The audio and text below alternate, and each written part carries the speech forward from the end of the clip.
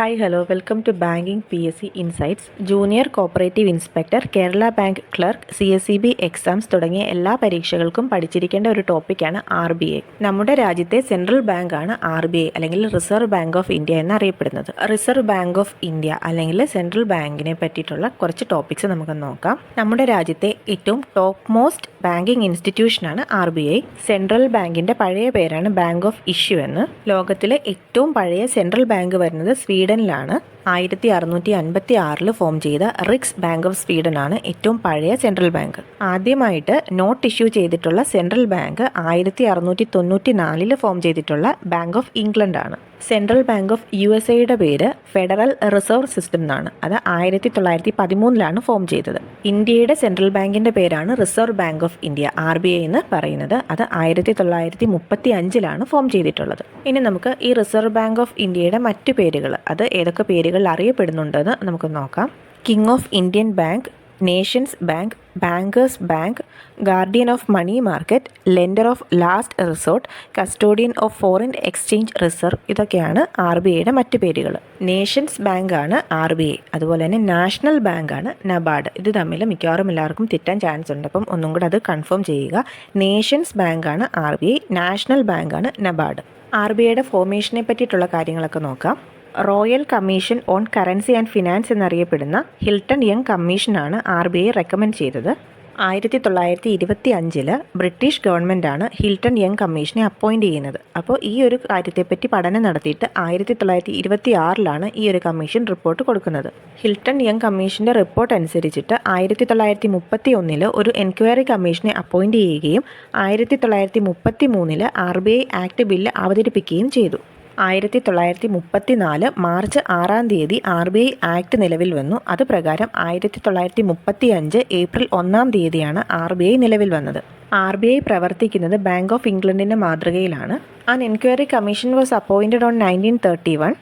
RBI act bill was presented on 1933. RBI act was enacted on 6th March 1934 and RBI came into force on 1st April 1935. 5 കോടിയുടെ initial ക്യാപിറ്റലിൽ share holders ബാങ്കായിട്ടാണ് RBI form ചെയ്യുന്നത്. 1935 കൽക്കട്ടയിലാണ് RBIയുടെ headquarters form ചെയ്യുന്നത്. പിന്നീട് 1937 കൽക്കട്ടയിൽ നിന്ന് മുംബൈയിലേക്ക് ഹെഡ് ക്വാർട്ടേഴ്സ് ഷിഫ്റ്റ് ചെയ്യപ്പെട്ടു. RBI ഫോം ചെയ്തപ്പോൾ ഹെഡ് ക്വാർട്ടേഴ്സ് കൊൽക്കട്ടയിലായിരുന്നു. ഇപ്പോൾ അത് മുംബൈയിൽ നരിമാൻ പോയിന്റിലാണ് അതിൻ്റെ ഹെഡ് ക്വാർട്ടേഴ്സ് സ്ഥിതി ചെയ്യപ്പെടുന്നത്. 1938 RBI നോട്ട് ഇഷ്യൂ ചെയ്യാനായിട്ട് തുടങ്ങിയത്. 1948 വരെ RBI ഷെയർ ഹോൾഡേഴ്സ് ബാങ്ക് ആയിരുന്നു. 1949 RBI central bank of India ആയിട്ട് പ്രഖ്യാപിച്ചു. അതായത് 1st April 1949 RBI നാഷണലൈസ് ചെയ്യപ്പെട്ടു. RBIക്ക് 4 സോണൽ ഓഫീസസ് ആണുള്ളത്. ഒന്ന് മുംബൈയിൽ, ഒന്ന് ചെന്നൈയിൽ, ഒന്ന് ഡൽഹിയിലും, പിന്നൊന്ന് കൽക്കട്ടയിലും. ചീഫ് ഓഫ് RBI ഗവർണറാണ്. RBI ഗവർണറിനെ അപ്പോയിൻറ്റ് ചെയ്യുന്നത് സെൻട്രൽ ക്യാബിനറ്റാണ്. RBIയുടെ ഫസ്റ്റ് ഗവർണർ ഓസ്ബോൺ സ്മിത്ത് ആണ്. അദ്ദേഹം 1935 മുതൽ 1937 വരെയാണ് ഗവർണറായിട്ടിരുന്നത്. Second RBI governor James Taylor ആയിരുന്നു. അത് 1937 മുതൽ 1943 വരെ ആയിരുന്നു. ആദ്യമായിട്ട് നമുക്ക് ഇന്ത്യയിൽ നിന്നുള്ള ഗവർണർ വന്നത് 3ാമത്തെ ഗവർണറാണ്. തേർഡ് RBI ഗവർണറായിട്ടാണ് ഫസ്റ്റ് ഇന്ത്യൻ ഗവർണർ വരുന്നത്. അത് CD ദേശ്മുഖാണ്. ഏറ്റവും കൂടുതൽ കാലം RBIയുടെ ഗവർണറായിട്ടിരുന്ന ആൾ ബെനഗൽ രാമറാവു ആണ്. അദ്ദേഹം 1949 മുതൽ 1957 വരെ RBIയുടെ ഗവർണറായിരുന്നു. First woman RBI deputy governor ആയിരുന്നത് KJ ഉദ്ദേശ്യാണ്.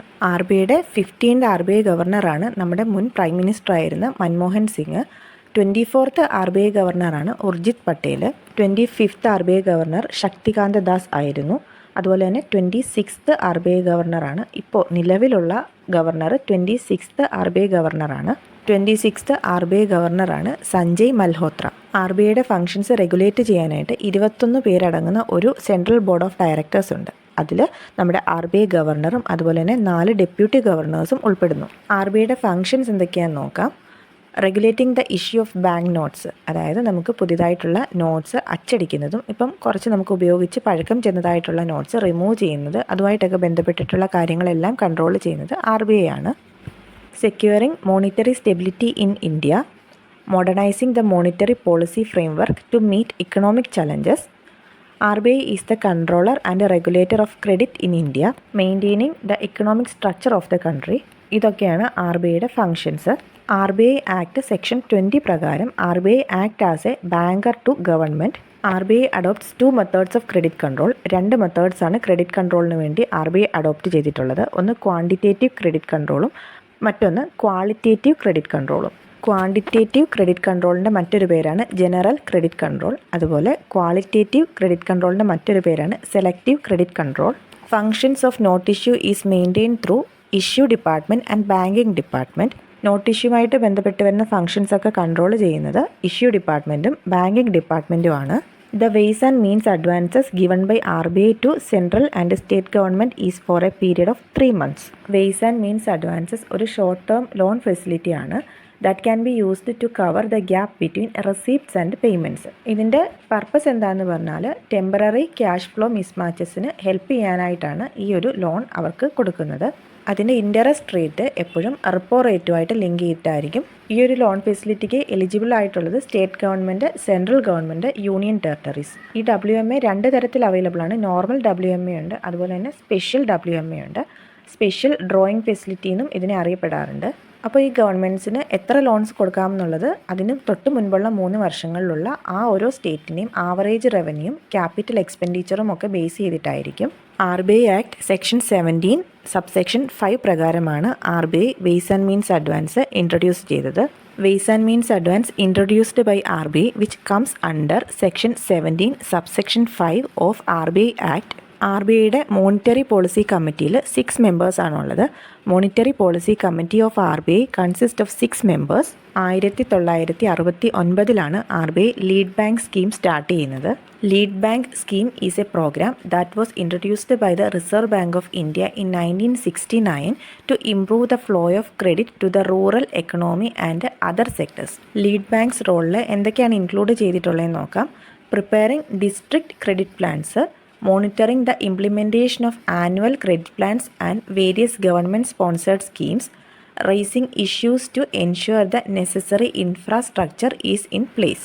നോട്ട് ഇഷ്യൂ ചെയ്യാനായിട്ട് 4 സിസ്റ്റംസ് ആണുള്ളത്.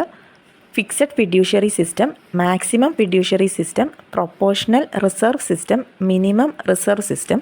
ഇനി നമുക്ക് ഓരോ സിസ്റ്റംസും എന്തൊക്കെയാണെന്ന് നോക്കാം. A fixed fiduciary system is a monetary system that allows a central bank to issue a certain amount of currency notes against government securities. ഈ ഒരു സിസ്റ്റത്തിൽ ഗോൾഡ് റിസർവ് ഇല്ലാതെ ഒരു സർട്ടൺ എമൗണ്ട് വരെ നോട്ട് ഇഷ്യൂ ചെയ്യാം. അടുത്തത് മാക്സിമം ഫിഡ്യൂഷ്യറി സിസ്റ്റമാണ്.